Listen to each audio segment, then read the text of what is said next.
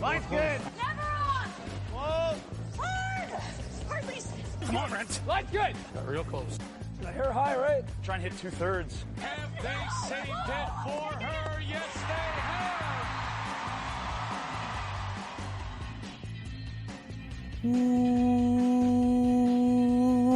Welcome to Game of Stones, everybody. I am Sean Graham Scott, physically distancing. As always, hello, Scott. Sean, you're very fired up today, and I think I know why. Why is that?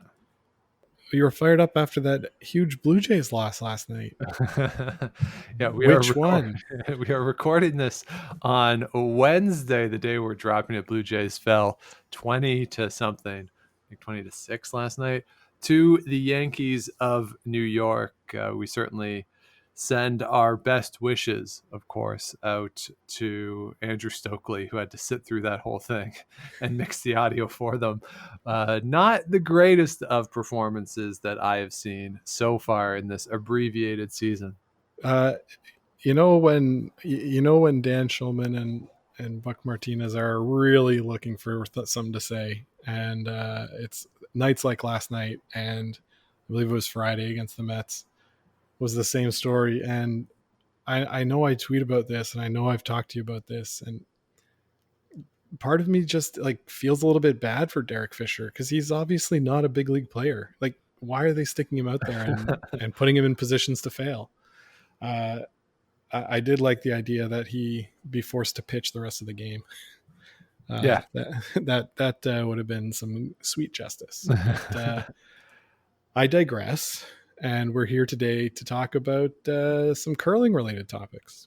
Yeah, get back into the swing of things on the curling end. There has been some news in the world of curling, nothing super groundbreaking, though, with some clubs and some events that will be taking place, events that have taken place over in Europe. But this week we wanted to do another review of a film. We wanted to look back at some of the curling content that is available for people to watch. Of course, a few weeks ago we did a review of The Curlers and Gone Curlin' from the National Film Board of Canada.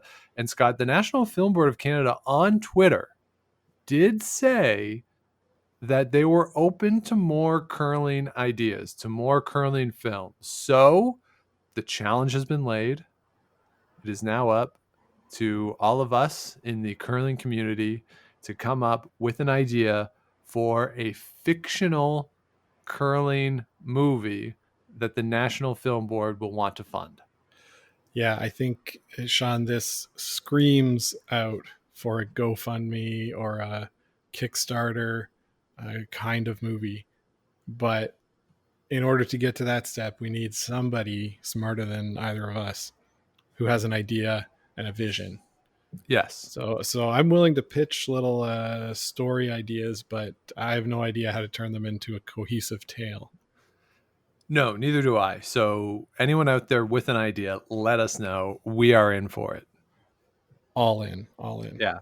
So what we wanted to do this week, and if you haven't checked that out, please do go back and listen to it. We had a lot of fun with that one. The movies are freely available on the National Film Board of Canada website. Yeah, one of our best, Sean. One of our best episodes. Absolutely. So this week we wanted to look at the Anything is Possible documentary. This is about American curling / John Schuster. We'll talk about sort of the identity of the film as we get into it, but that is what we're going to talk about this week on the show. Well, Sean, before we get into really breaking down this Team Schuster story in film form, not too long ago it was your birthday, and I was thinking to myself, boy, what am I going to get Sean for his birthday? You're a real tough guy to shop for. But I did reach out to a friend and got you a little message for your birthday. Okay. Why don't you go ahead and play that clip? All right. Well, I'm excited now. I don't really know what to expect, but let's, all right, clicking on it, opening up. Hi, I'm Matt Hamilton. Welcome back to my birthday podcast. Today we have Sean, half of the hosts of Game of Stones Curling Podcast. I would like to wish happy birthday. That's awesome. Love the podcast. Love the theme. I know you're a big Team Schuster fan, but I hear you never pick us in the playoffs at the That's slams. true. And I think that's silly because the last time I made the playoffs, got this little boy. Oh, yeah. It wasn't actually the last time I made the playoffs, but it was the last time I won a gold medal. So It'd be sad if still that was pretty the cool. last time you made the playoffs. Anyway, slams next on the old docket here. Hoping to knock one of those out. Not this year because they're canceled, but hopefully before the career's over. Slam champion. So bet on me in the playoffs because I'll win it someday. I will. Swear to gosh. Go gold. Sorry about the shaky camera. That's because of that monster. See ya. Happy birthday, Sean. Wow, would you look at that? Matt Hamilton, both wishing me a happy birthday and throwing some shade. I like it. Yeah, I thought you could use a little humbling. Well, I am very impressed, Scott. Wow. I didn't know he was on Cameo. Oh yeah. Also Schuster's on Cameo. I just I thought Matt might bring a little something extra to the table. Wow. Well, he is a very outgoing fellow. Mm-hmm. Yeah, and with the no curling for a while, like you said there, he's got to find something to do. So Well, why not? I am very tickled by that. That is amazing. Thank you very much. You're welcome, sir. And I hope your birthday was good. So It was there a you go. swell day. Yes, it was a swell day. So thank you very much. And thank you to Matt Hamilton as well. Absolutely. So now let's dig into the movie. All right. So that was pretty cool. Now let's get into an American curling story. And anyone out there who might not know what we're talking about, that's because this film, this little documentary, I don't know what to call it. It's 28 minutes and 16 seconds, available on YouTube, produced through Curlingzone and a media company that they worked with for that. And you might have remembered a bit of a hubbub last year when this was released under the title Make Curling Great Again. Yeah, a little bit of an unfortunate name choice. I get what they're going for, sort of capitalize on the momentum of a branded entity. We don't know anything about that, right, Sean? No, I have no idea why anyone would want to lean on something that's in the popular zeitgeist that's out there in the world that can get clicks unintentionally. I don't know why people would want to do that. Yeah, weird, right? So yeah, a little bit unfortunate. There was some pushback on Twitter and in sort of the world, curling world in general, and the title was changed, re-released under the name Anything Is Possible, an American curling story, of course. Sean, Anything Is Possible, made famous by Kevin Garnett. Yes, that's what I think of when I hear Anything Is Possible. I think and see Kevin Garnett screaming Anything Is Possible after winning the NBA title. I think of the Lonely Island song I'm on a Boat, where one of the lines is, like Kevin Garnett, anything is possible. Pretty good. Yeah. So yeah, you're right. I don't know if it's a documentary. Is it is it a piece about sort of a cultural piece, Yeah. The culture of curling? It's, for a documentary, I feel like we've been spoiled since this pandemic started with documentaries, right? Obviously The Last Dance came out. A lot of people have been just binging documentaries off of Netflix or whatever streaming service you use. The All Be Gone in the Dark HBO series based on Michelle McNamara's book came out. That's been pretty great. There's a new one on HBO about the Nexium cult, which has been really good. So like, we've been spoiled with documentaries. So when I watched this, I thought, well, it's not really a documentary, but it's not really a publicity piece either. It's somewhere in between. So yeah, it's weird, right? Like, I was thinking that this would be along the lines of the episode of Losers that came out, I think, last year. And if you're unfamiliar with the show, it's a Netflix show that profiles people who lose in sports, or people who have famously lost big events. Some of them have come back to win, and in a couple cases, just not dying was the victory for the people. And it's one of these things that, going into it, I expected that type of a narrative.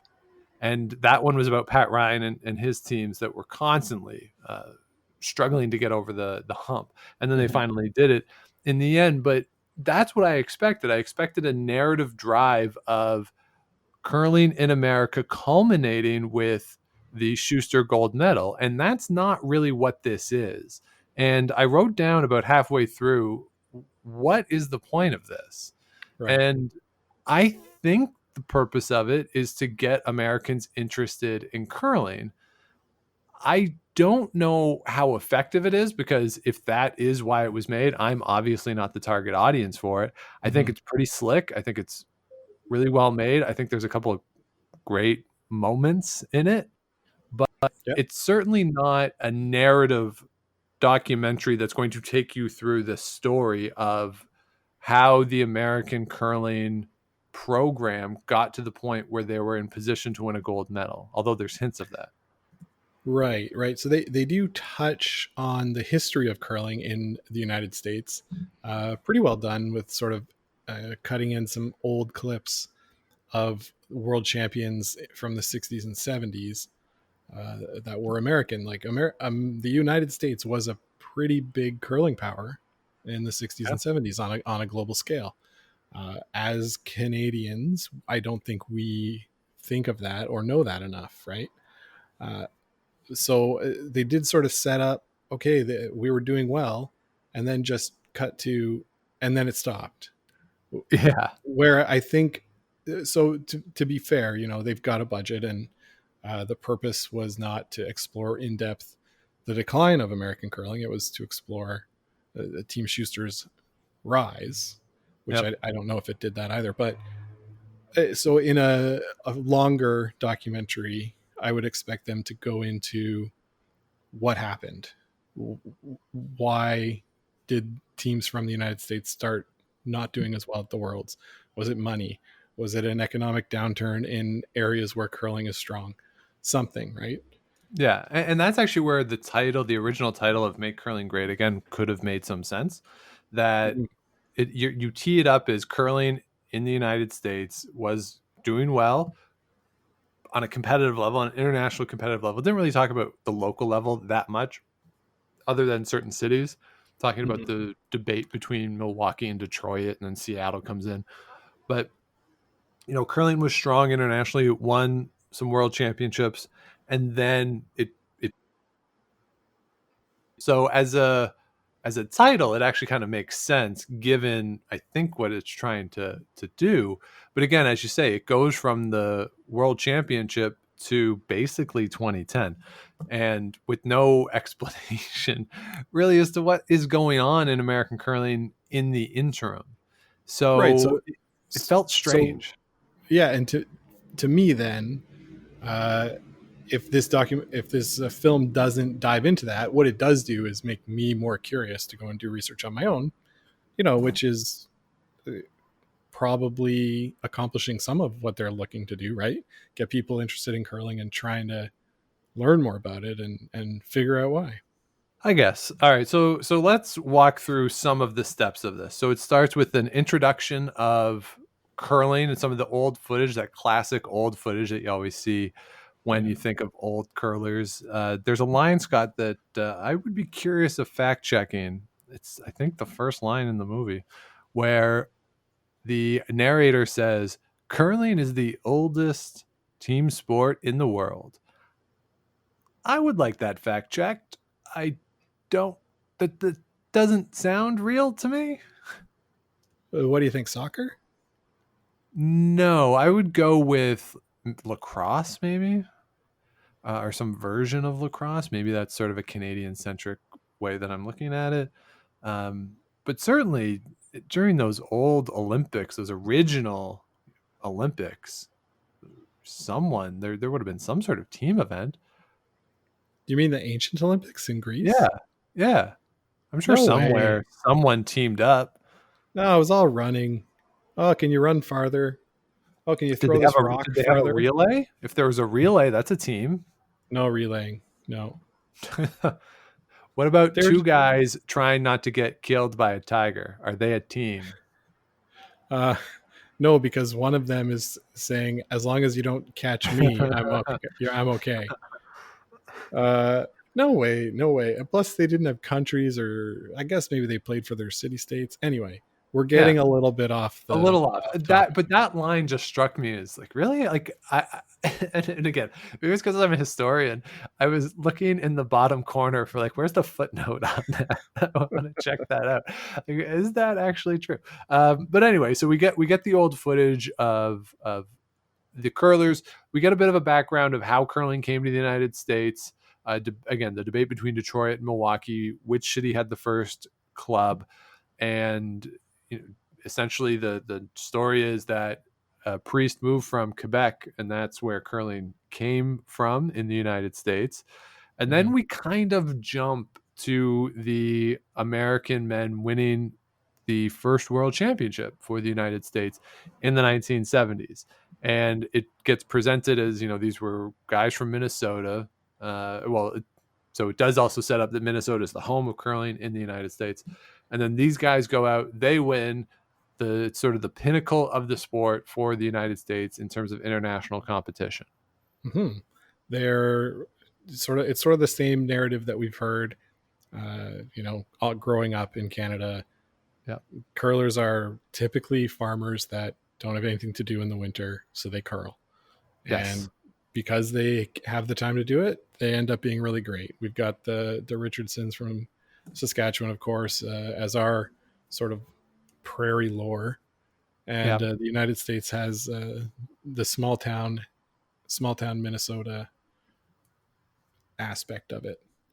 Just by the way, a very cursory Google search has yielded that what is it? Polo is the oldest team sport, appearing in Persia around 2,500 years ago. Okay. Yeah, those horses. Yeah. Yeah, crazy. Anyway. They do all the work. And I just have a mallet. Yeah. You know what they should do? Like, I've always wondered this, and again, this is off on a bit of a tangent. In the Olympics, did the horses for the equestrians, did the horse get a medal? Because the horse is really doing all of the work. They're jumping, they're turning, they're doing everything. The guy on top is just, I mean, I know they do stuff and they're really important, and I don't want Eric Lamaze to like hit me up on Twitter with a bunch of angry tweets, but the horse is essential. The horse should get something more than just oats and hay. Well, maybe they get like roses around, like a necklace of roses. Yeah, that'd be good. They should get something. Yeah. That's all I'm saying. So we go Eric. from so we go from the American men winning the world championship in the 1970s immediately to John Schuster in 2018 winning the gold medal. They show the double for 5 in the 8th end against Nicodine to go up 10-5. They show that shot multiple times in this. And the Americans are the Olympic champions. And I thought, wow, that's early for this to come up. A little bit early, but I got to admit that clip is real evocative. It's good. It's really good. Yeah, it is the key moment. They have the good call on it. They show the crowd. They show everyone fired up. It's really cool. You kind of see too Schuster, because they show him I think it's a shot from him in the 10th end, and he's just smiling. Like he's just so happy. I mean, the game's not officially over yet, but the game's really over. And that's a cool shot that, when you think of, or when I think of the Olympics in 2018, and even the footage that comes up when they show it on a curling broadcast, it's that shot and it's them on the podium, and probably rightfully so. Those are the key moments. But that shot of him in the house, Sweden is throwing, and he's just so happy. That is a really cool shot. And I really appreciated seeing that. Yeah, you're right. That is really cool because like you said, he knows he's won. Yeah. And just sort of the moment hitting and sort of basking in it, looking around at the crowd, everybody's cheering. It's pretty cool. Yeah. And then we go immediately to the first Winter Olympics.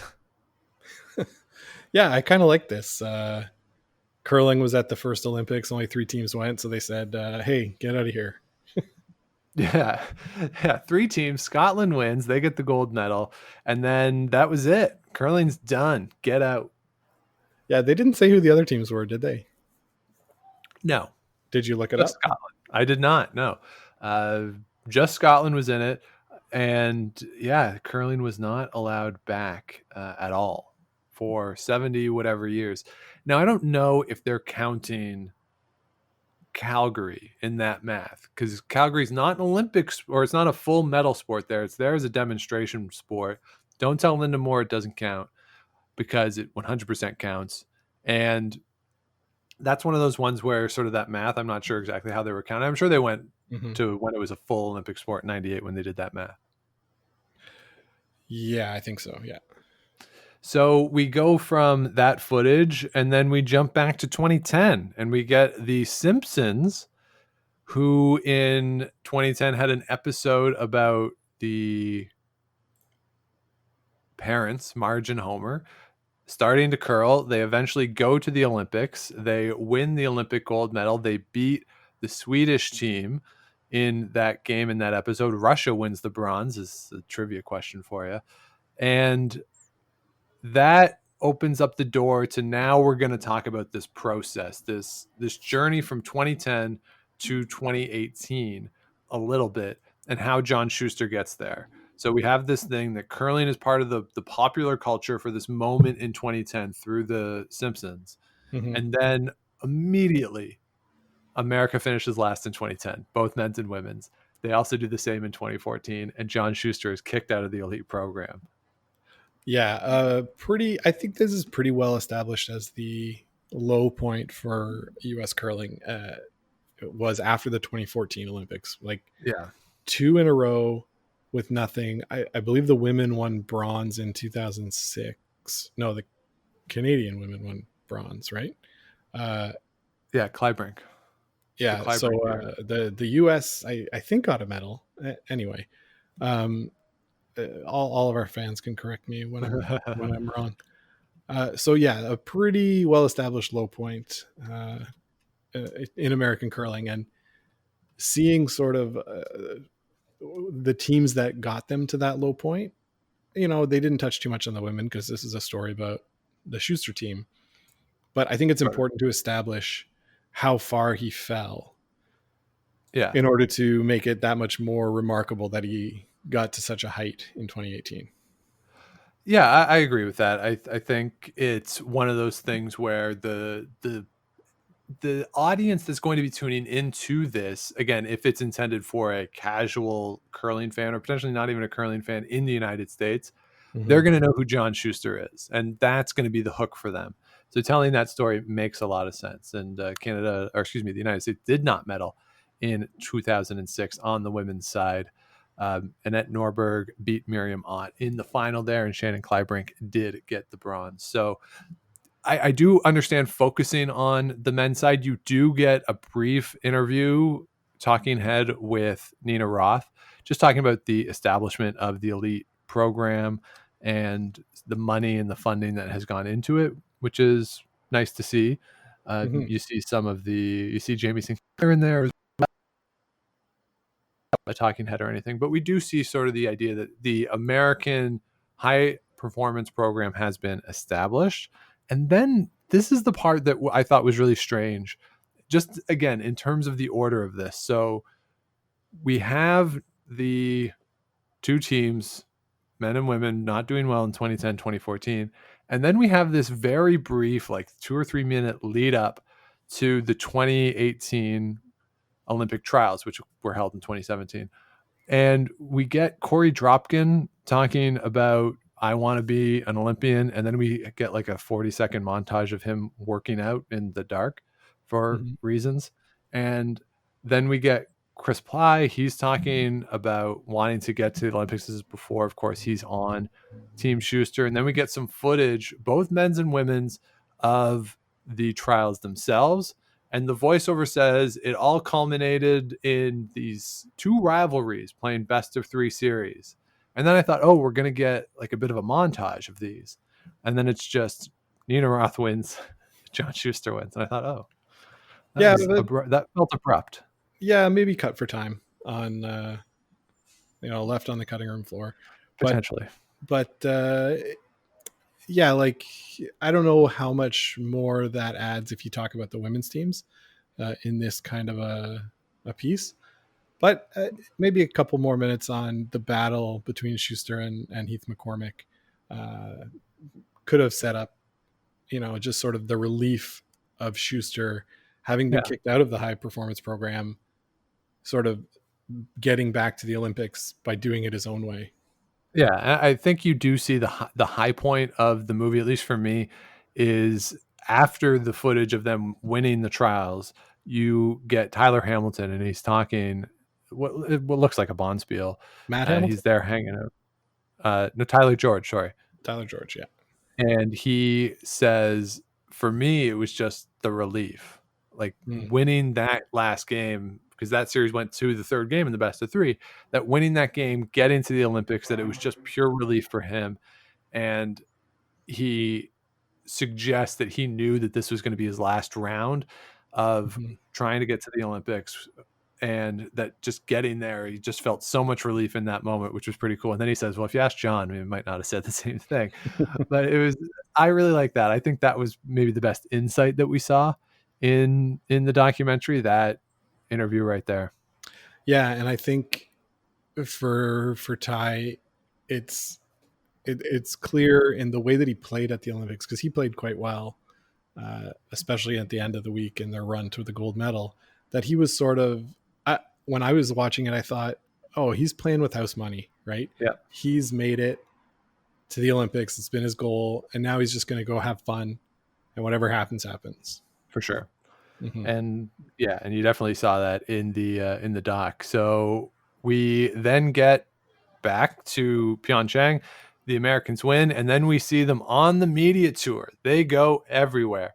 I remember them on the Tonight Show with Jimmy Fallon. We see that. We see them throwing out the first pitch at a Minnesota Twins game. We see them at a Minnesota Wild game. They do the ceremonial curling draw to the center line at the outdoor stadium series. On the New Year's, I don't know if that was a New Year's Day game, if that was the Classic or not, or just an outdoor game. I think it was the one in Washington, right? It was a Wild game. Oh, okay. I think so. They do that. I could be wrong on that though. We also see them at the White House with President Trump. We see them at the New York Stock Exchange. We see them. Can we just talk about Trump for a sec? Sure. Not to get political. He says, where is these guys? Tyler George, like they're literally like John Schuster was literally standing right beside him. Right. Well, to be fair to Trump, John Schuster is the only member of the team who was there in that front row. Because as Trump is saying, where are these guys? You do see Tyler George, Matt Hamilton, and John Lansnyder come from the back. Okay, it really stood out to me as quite funny. Like, he's right beside you. Yeah, like anyway. Yeah, but I love the idea too, because I'm assuming it was the entire U.S. Olympic team event at the White House. So John Schuster got the front row spot. The rest of the guys are sent to the back, and so it was so that was kind of a cool moment. And you see Trump say that it was great achievement, and in the way that Trump does, where he says, apparently a lot of people didn't think we were going to win. So you see them there participating in that event, a bunch of different press conferences, signings that they're doing. You see Terry from the U.S. Curling Association, who's their media relations person. She talks about just how much of a whirlwind it was. And I didn't remember this, and maybe I should have, but they flew home and then flew back to do the closing ceremonies. Yeah, it was pretty insane, right? Because they had to come back and they did all of the media blitz. Right. And then went back for the closing ceremonies. Like, yeah, no sleep. Insane. It's insane to me what they did. Yeah. I hope they got a lot of points. Yeah, definitely. You also see in this that my favorite footage in the documentary is Matt Hamilton. He was playing in what I assume was the Pro-Am at Pebble Beach. Yes, I think that was it. Yeah. And he uses his gold medal as a ball marker on the green. Yeah. Which is pretty cool. Wearing an outfit that can only be described as something that John Daly would be jealous of. And Super patriotic, right? It's like red, yeah, white, and blue. It's what you would see somebody wearing on the 4th of July if they're insane. Like it was just so much patriotism going there. And I would say marking your ball with the Olympic gold medal is the all-time all time great. move. Can never be topped. No, and I love it too because he put it down, and then the ribbon that Yeah. like the part that goes around your neck, he actually like lays it out so that's a straight line, that it's not crumpled. It's really quite brilliant. Probably used it as a guide, right? And then he walks around the whole putt, like Yeah. taking his time. It's awesome. Yeah, just brilliant. Well played, Matt Hamilton. Our new friend Matt Hamilton. Yeah, got on the show. Birthday shout out, Matt Hamilton. So we get that, and the thesis of this part of the film is that the focus for these guys wasn't so much on the achievement, although they certainly reveled in it, and it's impossible to blame them for that. But for them, the focus of doing all of this stuff, all the media blitz, was to get more attention on curling, to get people into curling centers, and hopefully grow the sport at the grassroots level. And you see them doing events like it's I think it's easy to say, yeah, I'll go on the Tonight Show, I'll go play at Pebble Beach. Like those events are easy, but the things that you also see them doing, the autograph signings, the appearances at local events, at smaller scale things, those are the ones where you really, or at least for me, where I really start to believe that they're doing this to grow the sport. They're not doing it for their own egos or for whatever, for the fame, for the notoriety of it. That they're engaging in all these activities because they are genuine in their desire to grow the sport in the United States. Absolutely. And with John and Matt, they haven't had as much time because they've kept playing the next 2 years. But Tyler George has really taken that mantle. Things we hear on podcasts, things we see on Twitter. Tyler George is at this Bonspiel, at that Bonspiel, making appearances, doing clinics. I think there was a clinic he did in Hawaii, going and sort of being a guest. I mean that's an easy one to say yes to as well. Sure, but hey, Tyler George, you live in Minnesota. You want to come to Hawaii? Well, let me think about that. I don't know. Is that a direct flight on Delta or what? So yeah, but like all of that stuff that they're doing is proof that is something that they had set out to do and was intentional, right? And I think they knew it as soon as they beat Canada in that semifinal. Yes, they knew that they had a mantle to uphold, to grow the game in the US, and that everybody would be watching that gold medal match in the middle of the night.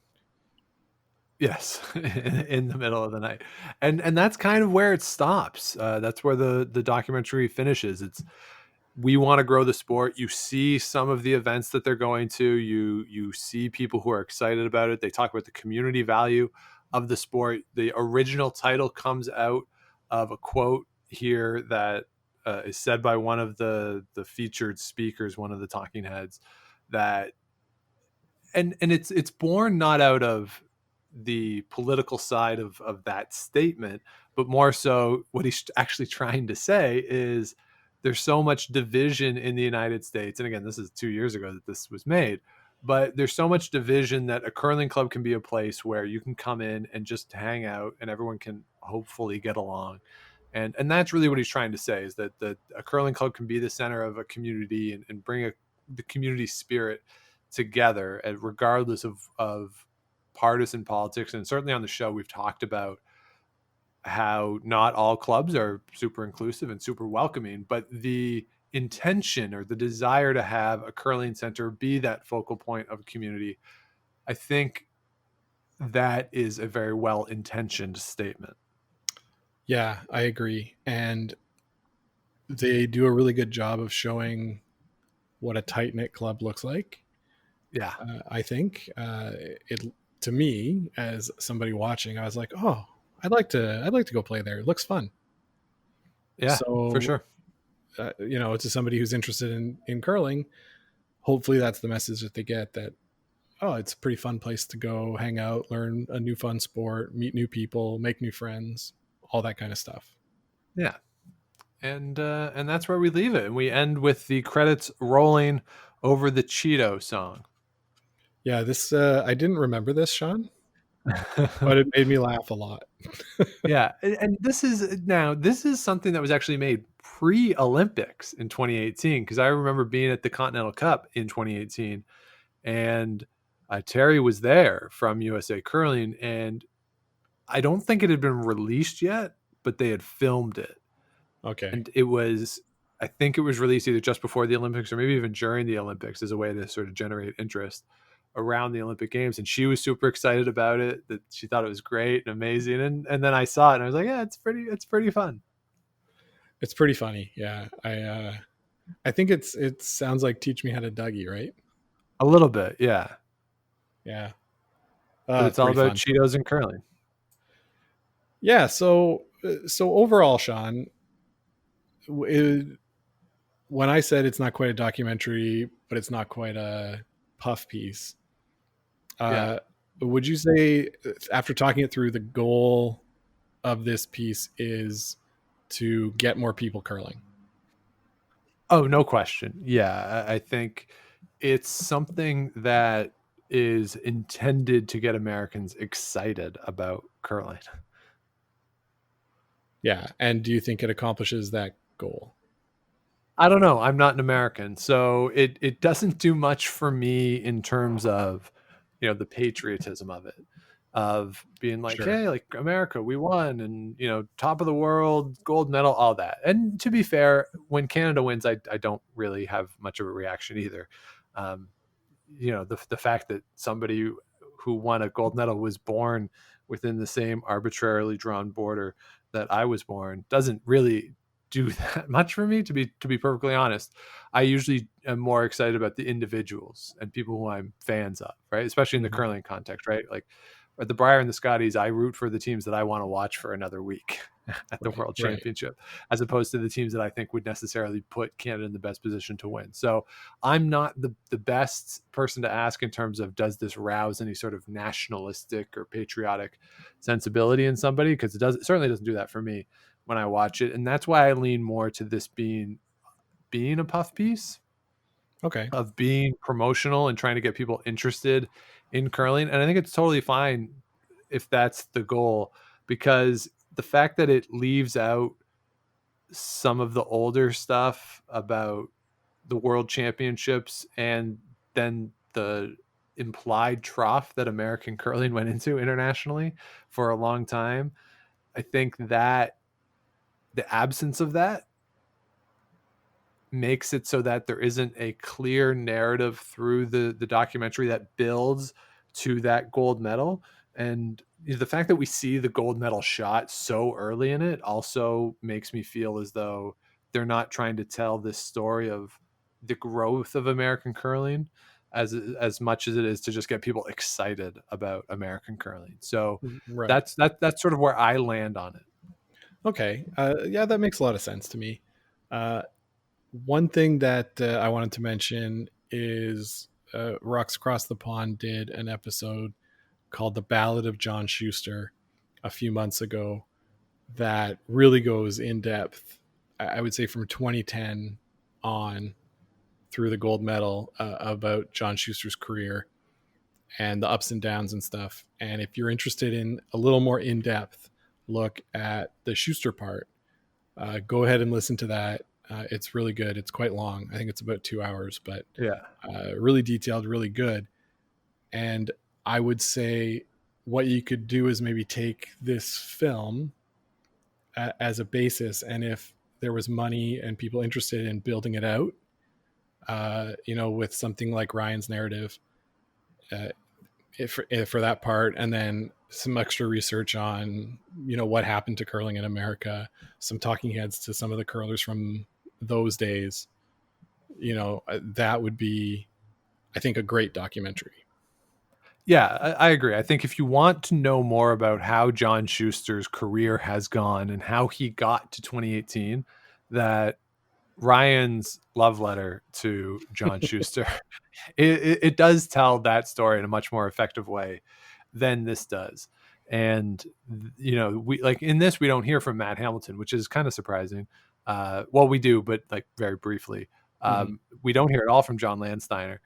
So it's not really so much about the team as it is again about trying to promote curling in the United States. So if you want to know more about how that team got there, because it is a really fascinating story, I agree with you, Scott, that go to the Rocks Across the Pond episode about the Ballad of John Schuster, and that is a much more effective way of telling that team's story. Again, I think this is trying to accomplish something different. I think for what it is, it's fine. I kind of feel the same way as I felt after we watched the National Film Board movies, is that I don't regret watching it, but I don't think I'm going to run back to it at any point. Okay. Yeah. That's fair. I mean, I agree with your sentiments on that. Like, yeah, I don't need to see it. And again, I'm also not American, so the patriotism doesn't speak to me either. I'm interested to hear from people who did watch it and what they thought. And was it exciting to even have a curling story being told in a film medium? Yeah. We looked through Canada's National Film Board, like you said, and we found two films, Yep. one from the 60s and one from the 50s. So even the novelty of having something about curling,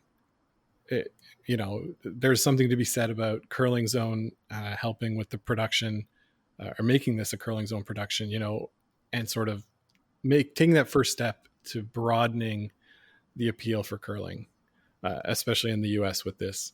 So I thought for that, well done. Uh, I sort of liked how they filmed Tyler and Matt's talking heads, which were kind of, the background was a bonspiel, Yeah, right? I agree. Yep. It was kind of perfect. It wasn't, TSN, the black curtains backdrop, all serious. Power pose. Yeah, it was kind of, yeah, these guys are curlers and there's Regular nothing guys, different. yeah. There's nothing different about them other than that they won a gold medal versus the rest of these curlers, right? Yeah. Well, as somebody who has studied this in the audio, in sort of the realm of audio, you always want to put interviews in places that make sense, right? So, like the example I always use when I'm talking to students about this is you would never interview a server on the on the beach, right? You always are going to interview a server in a restaurant where you have the ambience of a restaurant, right? It has to make sense for what you're trying to do. Like the orality of it has to work. And for this one, having these guys talk about how curling is a community sport, brings people together. It's a lot of fun. If you had them in a studio with silence, it doesn't quite work the same way as actually being able to hear behind them all these people hanging out and having a good time. It really works for that part of it. And this is something that if I was USA Curling, and I don't know if they've done this, but I would say to NBC, hey, give us a half hour after Curling Night in America one night or before Curling Night in America and let's run it. And Or maybe they have, but like, why not? yeah, why not? I agree. I wanted to say also, this film was also made in support of the Lupus Research Foundation. So if you're looking to donate to the Lupus Research Foundation, there's a link on Curlingzone's website where you can also watch the movie. Nice. And as it sits right now on YouTube, on the Curlingzone YouTube, now again, this was uploaded on Independence Day this year with the new title, so it was re-released. But the ratio of thumbs up to thumbs down, very positive. 36 up, 1 down. Hey, good ratio. Did you add I'm guessing. that one up? No, I'm not signed in here on the YouTube. I'm assuming that the 1 down is from either Kevin Cooey or Nicholas Adine. I'm not sure which one of them would have done the thumbs down. Yeah, and Sean, you mentioned we didn't hear from John Landsteiner. Par for the course, right? I don't think I could identify his voice. No, we never hear from leads. They're not included. Well, if we do happen to get to the World Championship and they are there this year, we'll make it a point to get an interview with John Landsteiner. Absolutely. And then we'll splice it into to this show and re-release it. So overall, Scott, do you have a grade for the Anything is Possible film? I'll give it a B. Good. Okay. Yeah. Yeah, I agree. I might go B minus. Just I would have liked a little more narrative structure through the middle, but I'm with you. It does what it seeks to do. Yeah, exactly. Yeah, so if you want to watch it, as we said, it's available through Curlingzone on the Curlingzone YouTube. We will also throw some links up on Twitter and Facebook and on the website as well, but definitely check it out. So worth your time. It's only 28 minutes. So if you hate it, it's not the end of the world. When your But I favorite, don't think you'll hate it. When your favorite baseball team is getting blown out, throw it on because it's better than the alternative. Yeah, so that will do it for this week. Thank you everybody for listening in. If you have not yet, please do subscribe to the show wherever it is you get your podcast. Give us the likes, the ratings, the comments, all that kind of stuff. We are apparently in a battle with Rocks Across the Pond for the most comments on iTunes. Cool. I didn't know that this was happening. This was just thrown at us, completely unsolicited. It was just a something that was thrown down. I was very shocked by it. So apparently this is a contest. All right. Well, we can do that. No problem. So please do go and do all that stuff. It's really more because it helps other people find the show, helps us grow, and helps the show keep going. So please do go and do that. And you can also follow along with everything we're doing on Facebook and Twitter at Game of Stones Pod, and Instagram too. And you can find Scott on those things at Scott Lakes TV, and I am at the Sean Graham. And of course, you can find everything we do over at GameOfStonesPod.com, including the t-shirts that are available. We have gray, red, and black t-shirts. I wore the gray one on our weekly chat with Rocks Across the Pond on Monday. It's my favorite of the shirts. I have all the colors. But if you do go and purchase one of the shirts, all proceeds are going to Food Banks Canada, and we are matching those as well. So if you do the order, it's like a double donation to Food Banks Canada. But as always, if you don't want the shirt and want to just donate to Food Banks Canada or your local food bank, you're not going to hear an argument from us. So Absolutely. Scott, Sean, this was nice. Have a good one, I guess. Yeah, we'll be back with everybody next week. If you have ideas for what you want to hear, get in touch. Game of Stones podcast at gmail.com. So we'll be back next Wednesday. But until then, keep those brooms on the ice and don't dump that intern. Make the final.